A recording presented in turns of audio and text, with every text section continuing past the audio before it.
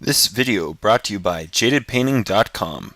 If you need your miniatures painted to a tabletop standard, check out jadedpainting.com.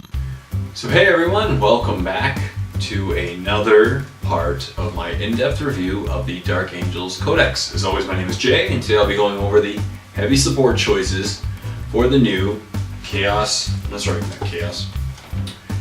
Dark Angels Codex. Set it right here, all nice and fancy. Look at that. All nice and pretty. And yeah, just go on the side. And forgive my desk, it's a little busy right now.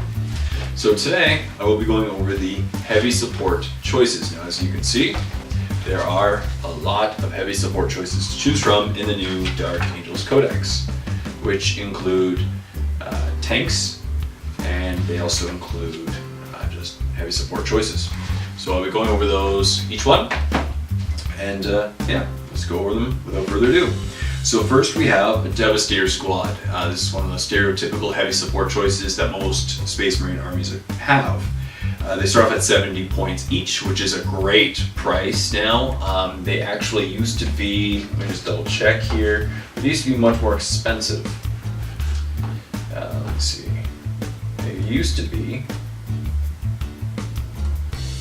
90 points, so it's a 20-point decrease, which ends up being, I think, 4 points per model in the end. Now it's only 14 points per model upgrade.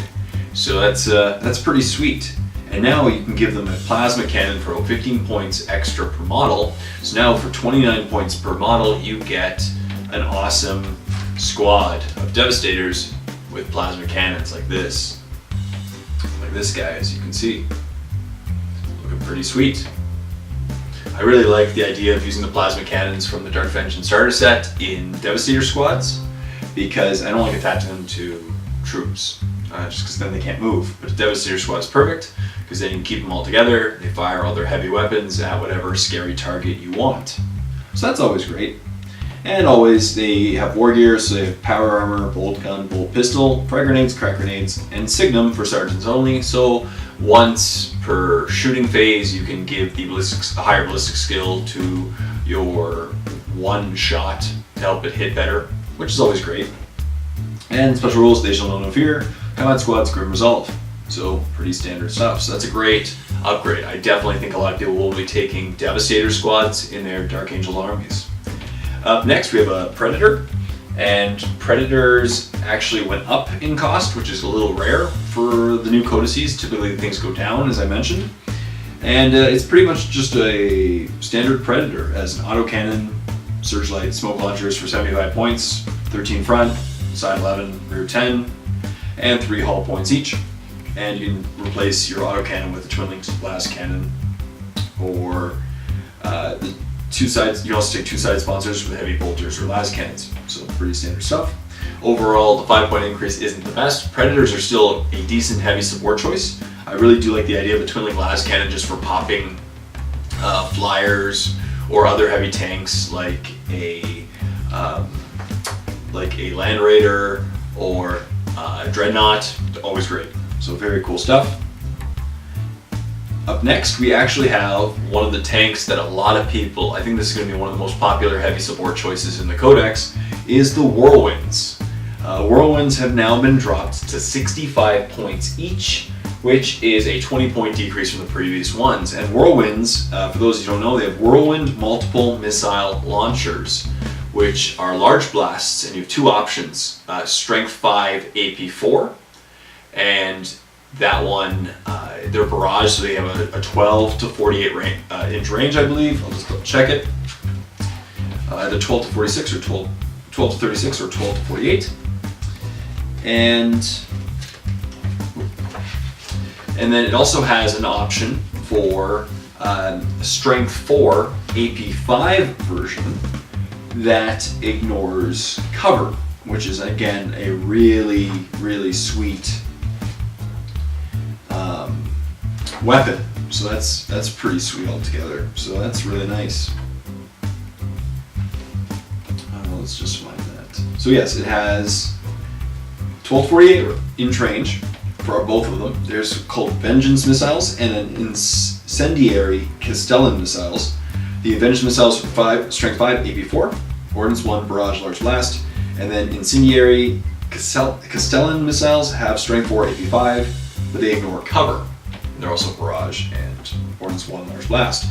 So basically the Whirlwinds are going to be your anti-infantry vehicles for the heavy support, and I really think spamming them 2 or 3 in a list will do a lot of good in your lists, especially with the popularity of the new cultist lists, or if you're up against orcs, Tyranids, Imperial Guard, or even just massive amounts of Space Marines or troops. Enough wounds will cause a lot of damage to the guys. Who cares if they have a 3-up save? They're going to fail them every now and then, 1 every 3 times on average, so that'll do a lot of damage. And for only 65 points, taking 3 for a total of 195 points for that much damage per turn is really sweet, especially seeing that your opponent can't hide in cover. This is great, as I said, for cultist lists. They can't hide in cover, orcs can't hide in cover, and it'll just pop them and kill them like nobody's business. So that's really good. I really think that the Whirlwinds are going to be a huge addition to most people's Dark Angels armies. And up next we have the Vindicator, which is basically the exact same Vindicator from the previous Codex. 125 points base cost, has a Demolisher Cannon, Storm Bolter, Searchlights, Smoke Launchers, and it's a standard Vindicator. So that'll be pretty sweet again. With 6th edition, obviously now blast templates do not half when covering vehicles, so Vindicators are still pretty sweet. A strength 10 blast covering a Land Raider will still do a lot of damage depending on what side it's hitting. So, either way it's hit 10 versus 14, so 50-50 chance of doing something. But that's still pretty sweet. Of course, they're twice the price of the Whirlwinds now, so you have to ask yourself, are you going against a lot of heavy stuff or a lot of light infantry? Either one is a good choice. And then up next we have 3 different Land Raiders. There's the Raider, just the standard Land Raider, the Crusader, and the Redeemer. The Land Raider and the Land Raider Crusader are 250 points each, and the Land Raider Redeemer is 245 points each. This basically is the exact same points from the previous Codex, and now you have access to the Land Raider Redeemer, which wasn't in the previous Codex. That's pretty nice. At least you have access to the 3rd Land Raider. The standard Land Raider comes with a Twin-Linked Heavy Bolter and 2 Twin-Linked Las Cannons, Searchlight, Smoke Launchers. The Crusader comes with Twin-Linked Assault Cannon, 2 Hurricane Bolters, a Frag Assault Launcher, Searchlight, Smoke Launchers. And the Redeemer comes with Twin-Linked Assault Cannon, Flamestorm Cannons, Frag Assault Launchers, Searchlight, and Smoke Launchers. So pretty standard stuff for each one. They're all armor 14 round, have 4 hull points each, ballistic skill 4. So pretty standard stuff. If you're used to Land Raiders, this is similar as always to the Land Raiders. A Land Raider is a Land Raider is a Land Raider. However, in the new Codex, if you want your Land Raider, unlike the previous codices for the other Space Marines, you can put your Terminators and Land Raiders at no cost, like in the Grey Knights armies. For the Deathwing, if you want any Deathwing squad, so Deathwing Command Squad, Deathwing Terminator Squad, or Deathwing Knight Squad, if you want any of them inside a Land Raider, you have to pay an extra fee of 30 points, which makes them very expensive, to give them what's called a Deathwing vehicle, and that way they can take them. The cool thing about the Deathwing vehicle rule, it basically makes them a venerable vehicle, like the venerable dreadnoughts. You get to allow you to, whenever your opponent's rolling on the penetration chart, you can tell your opponent to re-roll the first result and you have to take the second for 30 points. That 30-point tax is a bit expensive, so I'm really interested in seeing how many people take Land Raiders in the near future, because again, it's 30-point tax. So now if you want to take a Land Raider to keep your Deathwing inside, it's 280 points for a transport that can essentially be popped with a single las cannon shot. So I don't know how many people are going to be taking Land Raiders. People still might. I don't really know at this point. I think it's too early to tell. I'm going to play test a lot with Land Raiders. But obviously Land Raiders are tough and they'll do some damage provided that they can get to where they want to go and take a single shot. But right now 280 points for transport, we'll have to see. We'll have to see about that. So up to you guys. Please leave a comment in the comment section down below what you think about the Land Raiders. And finally we have the Landspeeder Vengeance. And the Landspeeder Vengeance, let me see. Yeah, I don't think it was in the previous Codex. So Landspeeder Vengeance is ballistic skill 4, armor 10 around, 2 hull points because it's a fast skimmer. It is 140 points base, and it comes with a heavy bolter and a plasma storm battery. It can deep strike, and it can also replace this heavy bolter with an assault cannon for 20 points. So it's just a great fast skimmer. Let me look up what a plasma storm battery does. So the plasma storm battery has 2 modes. It's very interesting. Both of them are 24-inch range. The first one is burst mode, which is strength 7, AP2, heavy 3, gets hot. So pretty standard stuff, pretty cool. And then there's charged mode, which is strength 7, AP2, gets hot, heavy 1, large blast. That's pretty nasty. Strength 7 AP2 large blast would do a lot of damage against Terminators or any strength or any armor 2. So that's very nice.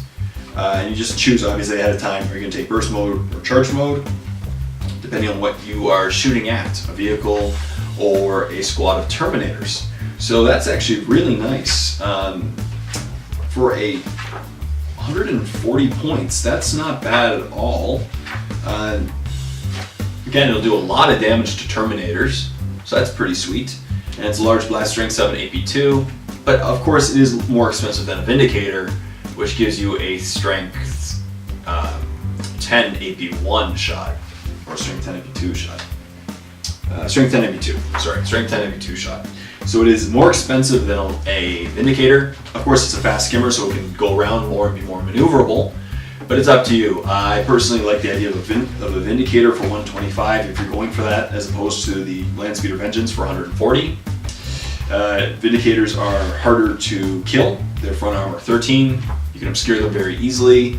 Of course, they don't get a jinx save or anything like that, but 140 points, not bad. I don't see them as being maybe the... So, this concludes my in-depth review of the new Codex for Dark Angels, as well as the heavy support choices. Overall, I actually think that the Codex is looking really solid, and there are a lot of really cool choices. Not many of the troops choices, obviously, so you're probably going to take a lot of Deathwing or Ravenwing, which are awesome. But yeah, so thank you very much for watching this in-depth series of reviews on the Dark Angels Codex. Please like the video, please leave a comment in the comment section down below if you have anything to add to the conversation, and subscribe to my channel if you already haven't done so. All this stuff really does help a lot. So until next time, this is Jay saying, happy painting everyone.